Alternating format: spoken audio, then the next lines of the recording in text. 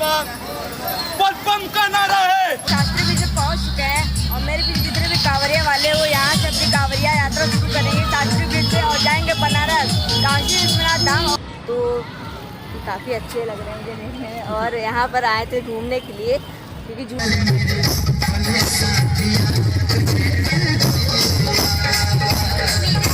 नमस्कार दोस्तों, कैसे आप सब। उम्मीद करता हूँ कि आप लोग एकदम स्वस्थ होंगे और मस्त होंगे। दोस्तों आप सभी का स्वागत है हमारे एक नए ब्लॉग में। और दोस्तों आज का मौसम बहुत ही अच्छा है क्योंकि सुबह से बारिश हो रही है और सावन का महीना चल रहा है, यानी कि कांवरियों वाले का महीना है और भोले बाबा का ये बहुत ही प्रिय महीना होता है, ऐसा माना जाता है हिंदू धर्म में। दोस्तों सुबह से बारिश हो रही है और अभी भी हल्का हल्का बारिश हो ही रही है।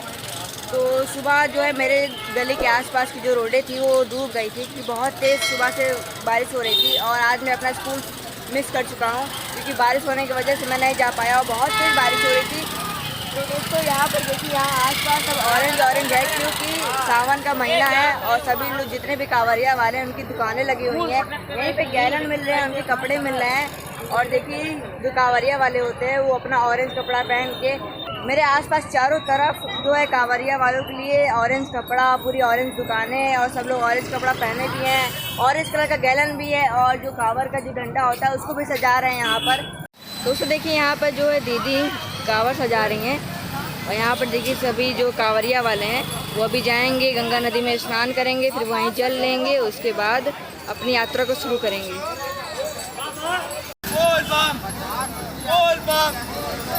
बम का नारा है। दोस्तों इस वक्त हम शास्त्री ब्रिज से पहुँच चुके हैं और मेरे पीछे जितने भी कांवरिया वाले वो यहाँ से अपनी कांवरिया यात्रा शुरू करेंगे शास्त्री ब्रिज से और जाएंगे बनारस काशी विश्वनाथ धाम और वहीं पे बाबा जी को जल चढ़ाएंगे।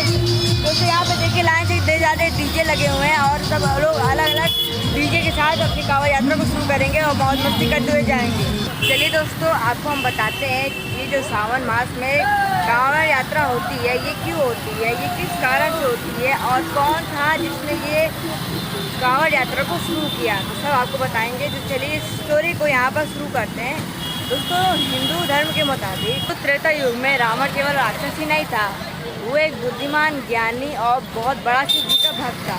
दोस्तों वो भगवान शिव जी के लिए, भगवान शिव जी को पाने के लिए वो बहुत ही कठोर तपस्या कर रहा था, जिसकी वजह से शिव जी खुश हुए और उसके पास गए, रावण के पास।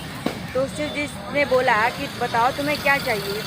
तो फिर रावण ने बोला कि आप हमारे साथ श्रीलंका चलिए, वहाँ पे हमारे साथ रहिए। तो भगवान शिव जी ने कहा कि ठीक है, मैं तुमको एक शिवलिंग दे रहा हूँ, इस शिवलिंग को तुम जहाँ पे स्थापित करोगे वहीं पे स्थापित हो जाएगी। याद रखना कहीं गलत जगह मत रखना, रास्ते में मत रख देना, नहीं तो मैं वहीं पे स्थापित हो जाऊँगा। फिर उसके बाद मुझको कोई नहीं उठा पाएगा, तुम मुझको लेकर लंका जाओ, मैं वहीं पे जा रहा हूँ। तो फिर रावण ने कहा ठीक है, मैं इस शिवलिंग को लेकर के जा रहा हूँ। उसके बाद वो लेके जा रहा था तो रास्ते में उसे लघु शंका लगी और दूसरी तरफ सारे देवता चिंतित थे कि अगर रावण शिवलिंग को लेकर के श्रीलंका चला गया तो अनर्थ हो जाएगा, रावण कुछ भी कर सकता है।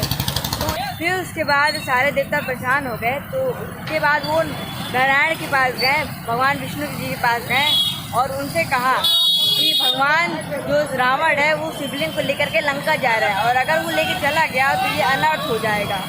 तो उसके बाद विष्णु भगवान जी ने कहा कि ठीक है मैं कुछ करता हूँ।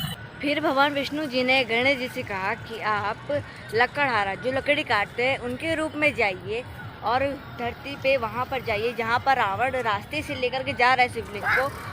फिर उसके बाद भगवान गणेश जी धरती पे आते हैं और फिर उसके बाद जब रास्ते में रावण जा रहा था तो उनको रास्ते में लघु शंका लग गई। फिर उसके बाद वो सोच रहे थे, रावण सोच रहा था कि कहीं आसपास कोई मिले तो उसको ही ये थमा दूँ ये शिवलिंग और फिर इसके बाद वो लघु शंका करने चले जाएं। तो उनको कोई रास्ते में ऐसा मिल नहीं रहा था जो जिनको वो दे दे। तब भगवान गणेश जी लकड़हारे के रूप में आए और फिर उसके बाद रावण ने उन्हें शिवलिंग दे दी और कहा कि आप जब मैं लघु शंका करके आ रहा हूँ और तब तक आप जिसको धरती पे मत रखिएगा। तो फिर उसके बाद भगवान गणेश जी ने कहा कि अगर ज़्यादा देर होगा तो मैं इसको धरती पे रख दूँगा। तब रावण कहा कि नहीं नहीं नहीं नहीं, आप इसको धरती में मत रखिएगा, चाहे जो हो जाए, मैं अभी तुरंत ही आ रहा हूँ, तत्काल मैं आ रहा हूँ। उसके बाद जब ज़्यादा देर हो गया तो भगवान गणेश जी ने उसे धरती पे ही रख दिया और फिर उसके बाद वो शिवलिंग वहाँ पर स्थापित हो गई। फिर जब कुछ देर बाद रावण वहाँ पे पहुँचा तो उसने देखा कि अरे यहाँ पे ना ही कोई लकड़हारा है और तो एक तो शिवलिंग भी ज़मीन पे है। तो उसने शिवलिंग को बहुत उठाने की कोशिश की तो वो शिवलिंग उनसे नहीं उठ रही थी।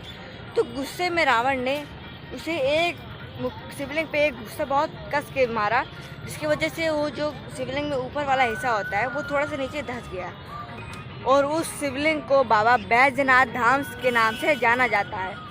तो वहाँ पर लोग जाते हैं भक्तगण और वहीं पे उनकी पूजा होती है। तो फिर उसके बाद जो है रावण लंका जाता है और लंका जाके सोच रहा होता है कि अब क्या करूँ, कैसे करूँ, शिवलिंग तो वहीं पे है। तो उसने सोचा कि चलो वहाँ पर जल ले जा कर के चढ़ा देते हैं।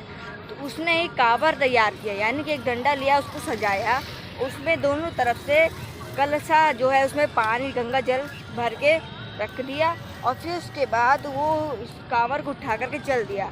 तो वो दुनिया का सबसे पहला एक ऐसा इंसान था, हालांकि इंसान तो नहीं, वो राक्षस था। तो उसी ने ही जो ये कांवर यात्रा को शुरू किया था। तो फिर जब वो वहाँ पर पहुँचा बाबा बैजनाथ धाम के यहाँ, फिर उसके बाद वो उसने जो गंगा जल था तो उसको ऊपर चढ़ाया और फिर उसके बाद आकाशवाणी हुई कि रावण, अब से तुम्हारी ये जो परंपरा है ये हर सावन मास में दोहराई जाएगी। और उस वक्त भी सावन मास ही चल रहा था। इसीलिए दोस्तों, इसीलिए जितने भी भक्तगण हैं हर साल हर सावन मास को ये लोग गंगा जल लेते हैं और जाते हैं, जो भी जहाँ भी उनको जाना रहता है वहाँ पर जाते हैं। यानी कि जहाँ भोलेनाथ जी के मंदिर, जैसे काशी विश्वनाथ हो गया, केदारनाथ हो गया, ऐसे ऐसे भोलेनाथ जी के मंदिर, वहाँ पर जाते हैं और ऐसे कांवड़ लेकर के और नंगे पाँव जाते हैं और वहीं पर ही अपना जल छोड़ते हैं और अपने मनोकामना मांगते हैं। दोस्तों, रास्ते में मुझको ये अंकल मिले हैं जिनका नाम अतुल है और ये इन्होंने कहा कि मैं ब्लॉग बना रहा था तो इन्होंने कहा कि चलो आओ मेरे साथ भी ब्लॉग बनाइए। तो आप कहाँ पे रहते हैं? झूसी में। अच्छा, ये झूसी में रहते हैं और इनका नाम जो अतुल है, अतुल क्या है?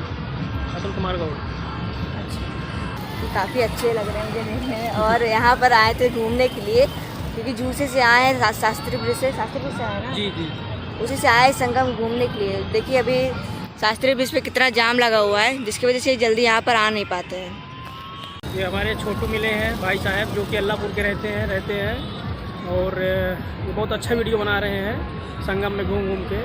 ये अभी तो बहुत छोटा बच्चा है, ये करीब हमारे हिसाब से तो ये लगता है करीब 12 साल का होगा लमसम।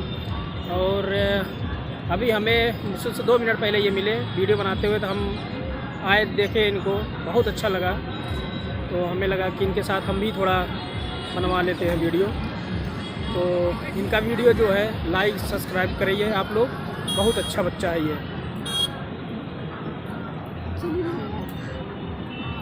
तो चलिए दोस्तों, व्लॉग को यहीं पे एंड करते हैं। दोस्तों, आपको हमारा व्लॉग कैसा लगा? अगर अच्छा लगा हो तो वीडियो को लाइक करके चैनल को सब्सक्राइब कर दीजिए। चलिए मिलते हैं अगले एक नए व्लॉग के साथ, तब तक के लिए बाय बाय दोस्तों।